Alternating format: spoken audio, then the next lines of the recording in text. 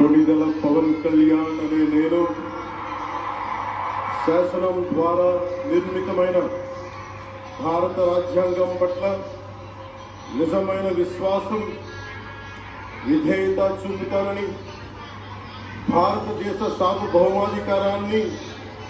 సమగ్రతని కాపాడుతానని, ఆంధ్రప్రదేశ్ రాష్ట్ర మంత్రిగా నా కర్తవ్యాలను శ్రద్ధతో అంతఃకరణ శుద్ధితో నిర్వహిస్తానని, భయం గాని పక్షపాతం గాని రాగద్వేషాలు గాని లేకుండా రాజ్యాంగాన్ని శాసనాలని అనుసరించి ప్రజలందరికీ న్యాయం చేకూరుస్తానని దైవ సాక్షిగా ప్రమాణం చేస్తున్నాను.